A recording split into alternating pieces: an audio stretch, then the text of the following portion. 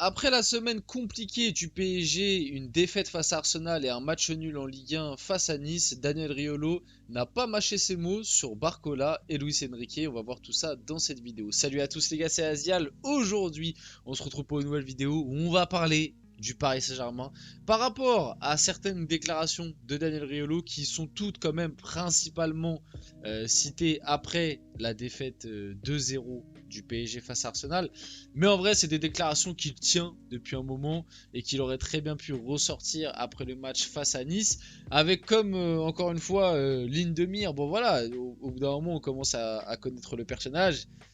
Défaite face à Arsenal, moi personnellement, je sais pas vous les gars, mais j'ai quand même certains noms en tant que joueur, tu vois, j'ai quand même deux trois joueurs qui peuvent me venir avant Bradley Barcola, mais non. Pour Daniel Riolo, bah voilà, le premier joueur qu'il a cité lors de son débrief Arsenal PSG, le premier joueur qu'il a ciblé en porte-à-faux, c'est Bradley Barcola. Après, c'est le premier à dire qu'il ne fait pas de fixette. J'ai quand même du mal à croire par rapport à ça, hein. Ça commence tranquillement quand même à tourner un petit peu à l'acharnement, mais on va en reparler. Avant que la vidéo commence, n'hésitez pas à la liker, à commenter, à partager, à vous abonner, ça fait toujours plaisir et ça aide pour le développement de la chaîne. Et nous, on va pouvoir y aller dès maintenant. Et je tiens quand même à préciser que Daniel Riolo, on peut le critiquer sur beaucoup de choses, et moi je suis pas tout le temps d'accord avec lui, mais globalement, c'est quand même quelqu'un qui, on va pas se mentir, a une certaine connaissance. Et moi, je le trouve particulièrement intéressant en fait quand il parle pas du PSG, parce que des fois, quand il parle du PSG, je trouve qu'il a trop ce côté un peu haine du supporter, tu vois. Parce que, bon, bah, pour ceux qui savent pas, Daniel Riolo, ça reste quand même un ancien supporter. Enfin, un ancien. En fait, on sait pas, parce que maintenant, il se prononce plus trop, mais un supporter du PSG, en tout cas. Il l'a été, et je crois qu'il l'est encore. Mais des fois, tu sens qu'il y a trop la haine du supporter, qu'il a trop des fixettes sur certains trucs, et moi, c'est ça qui me dérange, enfin, qui peut me déranger des fois avec Daniel Riolo. En tout cas, on va pas commencer par ça, on va revenir un petit peu plus tôt. Donc, sur sa déclaration par rapport à Luis Enrique, il a commencé en expliquant: tous les consultants, vous êtes à genoux devant ce collectif. Qui a créé ce collectif? Vous regardez Luis Enrique comme si c'était Dieu sur terre, Jésus le jour de Pâques. Alors bon, on connaît, c'est pareil, voilà. Au Paris Saint-Germain, avant les têtes de Turc de Daniel Riolo, c'était Neymar et Verratti.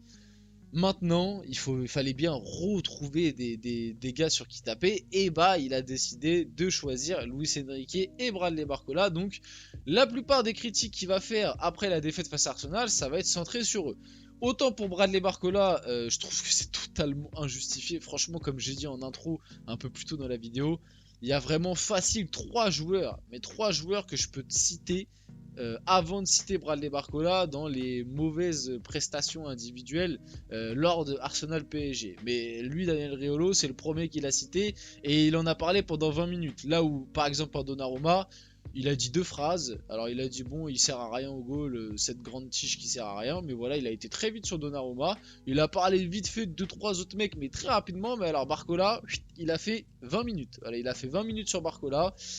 J'extrapole peut-être un peu sur le temps, mais vous avez compris l'idée. Et Luis Enrique, bah, c'est le reste.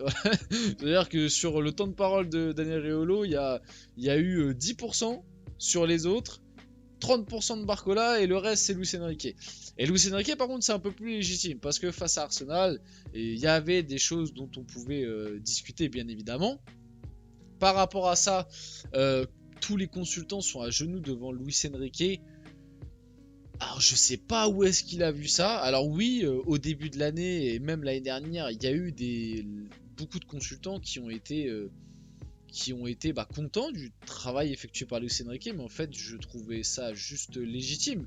En fait, au bout d'un moment, moi il y a un truc qui me saoule par rapport au Paris Saint-Germain, c'est que j'ai l'impression que les gens parlent du PSG de Luis Enrique en le comparant directement au PSG de Tourelle, au PSG de Unai Emery si vous voulez, même si bon, au final les résultats de Unai Emery c'était pas la joie non plus, ou alors au PSG de Laurent Blanc.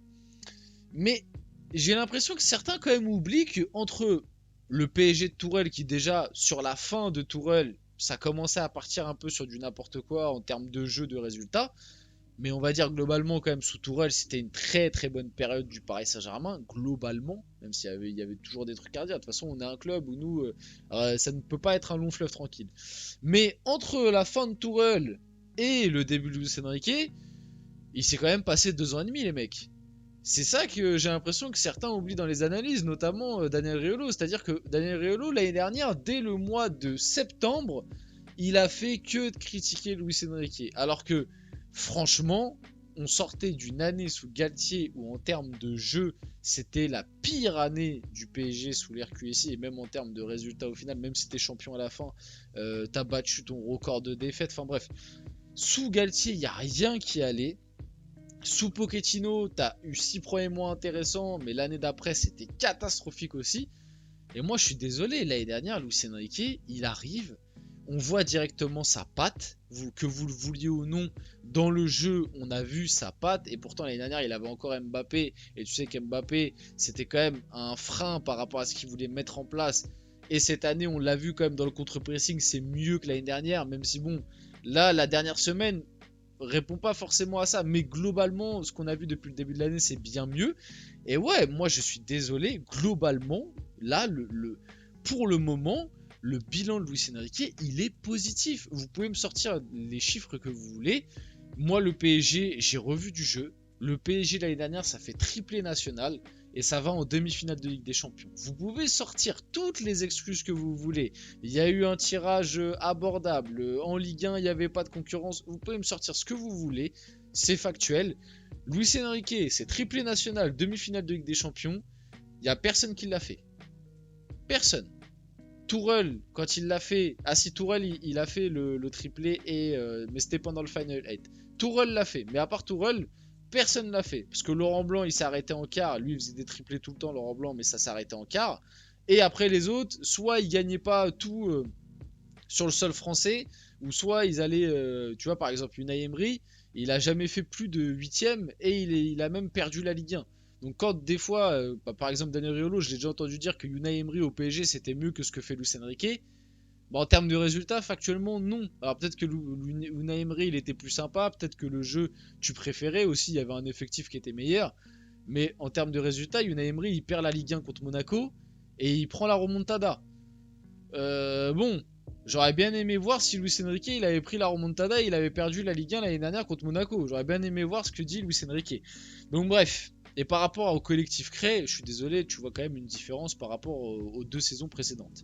Daniel Riolo a ensuite enchaîné avec Bambi et Pampan. Le PSG va passer un cap en parlant de Barcola et pas Dembélé, Désiré Doué. Il parlait de Barcola et Désiré Doué en parlant de Bambi et Pampan. Bon voilà, il continue sur ses petits surnoms très dévalorisants. Hein.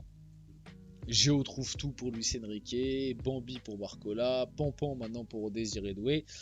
Mais c'est bien, mais après on va dire qu'il s'acharne pas, qu'il n'a pas de cible par rapport à ça. Et en fait, moi, le truc que j'ai remarqué aussi avec Daniel Riolo, c'est que maintenant qu'il a fait sa fixette sur Barcola, même si Barcola il te sort une saison stratosphérique comme un peu ce qu'il a fait l'année dernière en fin de saison où il s'est dédouané d'une manière.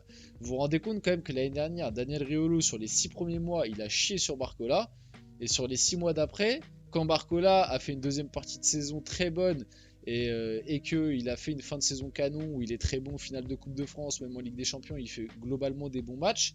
Il a dit en fin de saison, ah ouais mais c'est grâce à moi s'il s'est amélioré. Ah ouais, on en est là quoi.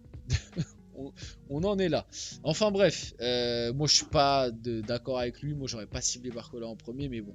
Il a ensuite enchaîné Barcola à Dortmund. Tu l'as vu. Aujourd'hui, tu l'as vu. Tu vois bien que ce soir, il n'ose même pas dribbler. Il a eu plein de ballons. Il n'osait rien faire. Vous dites tous qu'il a fait oublier Mbappé.